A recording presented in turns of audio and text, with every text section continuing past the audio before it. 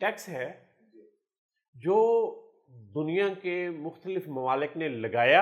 इसे आप जगह टैक्स भी कह सकते हैं। दुनिया ये समझती है कि इस टैक्स की वजह से आपका पैसा बाहर जाता है। तो पाकिस्तान में तो ज़रूरत है ना कि पैसा बाहर जाए। फ्रांस जैसे मुल्क ने भी ख़त्म किया, बरतानिया में ख़त्म हुआ, अमेरिका में ख़त्म हुआ। जब आप पॉलिसीज़ बनाते हैं, जब आप हर चीज़ का इंटरनेशनल कम्युनिटी के साथ मुकाबला करते हैं। जी आबिद साहब, आज मैं आपका इंटरव्यू करता हूँ, आप रोज़ मुझे घेर लेते हैं। आप ये बताएं कि ये पाकिस्तान के अंदर ये जो मईशत और ये बिज़नेस और ये क्या कहानी चल रही है, कहीं कोई बेहतरी आ रही है, नहीं आ रही? आप बड़ी बिज़नेस रिपोर्ट भी तैयार करते हैं और बड़ी ये चीज़ें करते हैं। सर, आप तो हमारे उस्ताद हैं, मैं तो तिफले मकतब हूँ, और बल्कि मैं तो कहता हूँ मुझे इस काम में धक्का किसने दिया है, तो आप ही नज़र आते हैं कि आपने आगाज़ करवाया है। वैसे जब से ये मैंने बिज़नेस रिपोर्ट सर प्रोग्राम शुरू किया है, तो मुझे काफ़ी सारी इनसाइट और काफ़ी मालूमात और काफ़ी चीज़ों तक रसाई भी हुई है। तो मैं समझता हूँ कि बहुत सी चीज़ें जो सिर्फ नज़र आती हैं, जबकि असल में वो होता ऐसे नहीं है। हुकूमती पॉलिसीज़ आप कह लें कि ये बहुत से माफियाज या बहुत से लोगों की ख्वाहिशात पे बनती हैं, लेकिन जिन लोगों के लिए बनती हैं उन तक इनकी रसाई भी नहीं होती, ना उन तक पहुंच पाती हैं। अच्छा, आपको ये इल्म है कि कौन सा ऐसा टैक्स है जो बिजनेस डेवलपमेंट के रास्ते की सबसे बड़ी रुकावट है? सर, पाकिस्तान सिर्फ पाकिस्तानी नहीं, इंटरनेशनल लेवल पे। नहीं सर, इसमें आप ही मेरी कोई रहनुमाई फरमाएं। एक टैक्स है जो दुनिया के मुख्तलिफ ममालिक ने लगाया, ठीक। उसका बड़ा चर्चा हुआ गुज़श्ता दहाइयों में। दुनिया के बहुत से मुल्कों ने लगाया, फिर ख़त्म कर दिया। वो क्यों सर? इंडिया ने भी ख़त्म कर दिया। पाकिस्तान में है अभी? पाकिस्तान में है। दुनिया ने ख़त्म कर दिया, पाकिस्तान में है। दुनिया ने ख़त्म कर दिया। दुनिया ये समझती है कि इस टैक्स की वजह से आपका पैसा बाहर जाता है। तो पाकिस्तान में तो ज़रूरत है ना कि पैसा बाहर जाए। आपने हुकूमती मशीनरी को, हुकूमत में काम करते हुए लोगों को देखा है, जितना पैसा वो कमाते हैं तो वो पाकिस्तान में रखने के लिए तो नहीं कमाते। बिजनेस कम्युनिटी भी तो है ना जो जेन्युइनली पैसा कमाती है। बूम आता है बहुत सारे बिजनेसेस पे, लेकिन वो पैसा यहाँ रखते नहीं है, वो पैसा बाहर चला जाता है। तो कौन सा सर टैक्स है? वो है wealth tax. Wealth tax. Wealth tax एक ऐसा टैक्स है जो दुनिया के बहुत सारे ममालिक में लगाया गया, फिर ख़त्म कर दिया गया। फिर ख़त्म कर दिया गया। फ्रांस जैसे मुल्क ने भी ख़त्म किया, बरतानिया में ख़त्म हुआ, अमेरिका में ख़त्म हुआ। तो पाकिस्तान में आप क्या समझते हैं क्यों है? वो ये असल में वेल्थ टैक्स का इशू ये है कि आप अपनी आमदनी पे टैक्स हर साल देते हैं। ज़ाहिर है देना पड़ता है। अच्छा, जो बंदा बहुत ज़्यादा पैसा कमा रहा है ज़्यादा टैक्स दे। वो ज़्यादा टैक्स दे रहा है, लेकिन वो सारा पैसा खर्च तो नहीं करता, उससे अपने एसेट्स बनाता है। जी। वो एसेट्स मूवेबल भी हैं, इमूवेबल भी हैं। वो प्रॉपर्टी भी खरीदता है, वो सोना भी खरीदता है, वो जेवरात खरीदता है, वो और बहुत सी चीज़ें खरीदता है। वो इवन शेयर्स खरीदता है मार्केट के अंदर से, स्टॉक मार्केट से। ये सारा पैसा वो इन्वेस्ट करता है और उसके ऊपर उसने पहले टैक्स दिया होता है, फिर उसको दोबारा देने के लिए। अब जो उसके पास एक खास तरह से जब दौलत बढ़ जाती है ना जी, तो फिर वेल्थ टैक्स एक्टिव हो जाता है। वेल्थ टैक्स वाले एक्टिव होते हैं और उनसे वेल्थ टैक्स वसूल करना शुरू कर दिया जाता है और ये फिर हर साल वसूल होता है। तो इससे वो सब बेहतर समझता है कि इसको पैसे को बाहर ले जाए। एक बंदे के पास एक प्रॉपर्टी वो 50 करोड़ की, 1 अरब की है प्रॉपर्टी, या उसके पास इतनी बड़ी मालियत के असासे या दौलत है, जी। तो वो 10-12 साल उस पर हर साल वेल्थ टैक्स अगर देता रहेगा तो वो कितनी अमाउंट बनेगी? वो तो ज़्यादा अच्छी खासी अमाउंट आएगी सर। तो जब लोग ये कैलकुलेट करते हैं तो फिर वो बाहर ले जाना मुनासिब वो समझते हैं। कहते हैं कि जी बस किसी तरीके से भी इसको बाहर ले जाएं, कम से कम ये हर साल इसके ऊपर टैक्स तो नहीं देना पड़ेगा। इसे आप जगह टैक्स भी कह सकते हैं। नहीं है, वो वेल्थ टैक्स। वेल्थ टैक्स है जब आप पॉलिसीज़ बनाते हैं, जब आप हर चीज़ का इंटरनेशनल कम्युनिटी के साथ मुकाबला करते हैं और आपने देखना है कि पैसा पाकिस्तान के अंदर आए, ना कि पाकिस्तान से बाहर जाए। तो ये जो हमारे साइंसदान बैठे हुए हैं ठंडे ठंडे कमरों में बड़ी बड़ी पॉलिसीज़ बनाते हैं, तो उनको नज़र नहीं आता कि पैसा बाहर जाने की क्या वजूहत है। शायद वो रोकना नहीं चाहते। جی وہ اس لیے نہیں روکنا چاہتے کہ ان کا اپنا پیسہ بھی اس کے ساتھ باہر جائے گا، اور جو وہ کماتے ہیں وہ بھی اربوں خربوں کی سر باتیں ہیں. آپ صرف یہ دیکھیں اب تو بہت سی باتیں تو ہم آن کیمرہ کہہ ہی نہیں کہ سکتے. کتنے ہمارے سرکاری حکومت سے یا سرکار کے پیسے سے تنخواہ لینے والے کتنے لوگ ہیں جو بڑے گریڈوں اور بڑے عہدوں سے ریٹائر ہوتے ہیں اور وہ پاکستان میں نہیں ٹھہرتے. اور وہ ریٹائرمنٹ کے بعد باہر کبھی کینیڈا تشریف لے جاتے ہیں، کوئی امریکہ چلا جاتا ہے، کوئی آسٹریلیا جاتا ہے، کوئی UK جاتا اچھا ہے، سر، کوئی ویسے اسپین جاتا ہے، آپ کی کوئی تو پرتگال کا نام تو مجھے نہیں دینا، آپ پرتگال کا نام سر بھول وہ گئے ہیں۔ پہلے ہی ہمارے وزیر خارجہ صاحب لے چکے ہیں. آپ کی تو خیر ساری زندگی گزری اس سارے معاملات کو لفظوں سے کھیلتے ہوئے.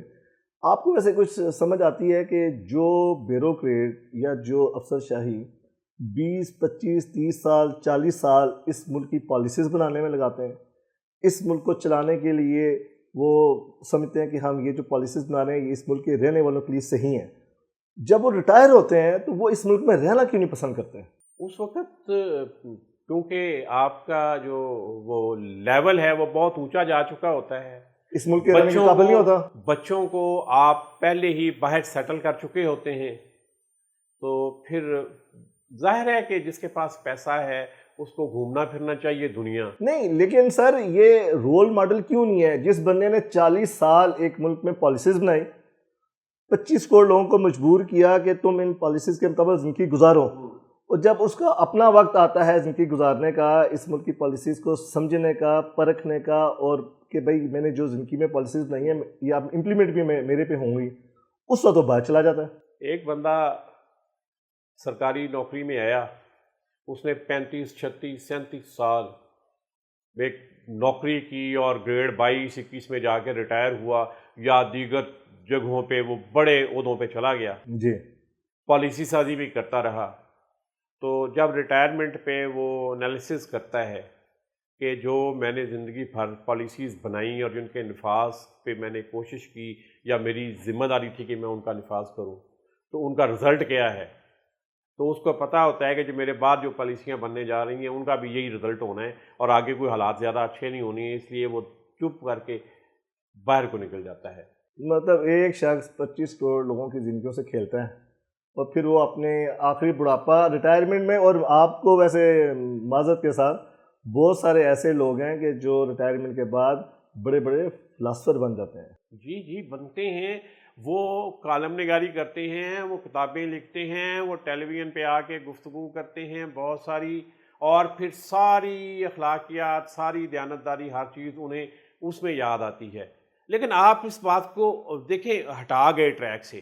جو بات میں آپ نے ایک بات کی کہ پیسہ پاکستان سے باہر جانے کی، جی آپ صرف یہ ایک اعداد و شمار نکالیں کہ پچھلے 15 سال میں یا 10 سال میں یا 20 سال میں پاکستان سے باہر جا کر کتنے لوگوں نے امیگریشن لی ہے، اور وہ امیگریشن جو پیسے کی بنیاد پہ مل رہی ہے، انویسٹمنٹ امیگریشن اور انویسٹمنٹ ویزاز پہ.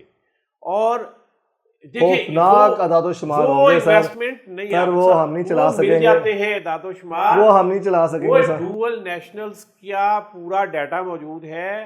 جب دوسرے ملک میں جا کے ایک بندہ نیشنلٹی لیتا ہے یا ان ملکوں میں نیشنلٹی لیتا ہے جن کے ساتھ پاکستان کا ڈوول نیشنلٹی کا ایگریمنٹ نہیں ہے، تو اس کو پاکستان کی نیشنلٹی سرنڈر کرنا پڑتی ہے.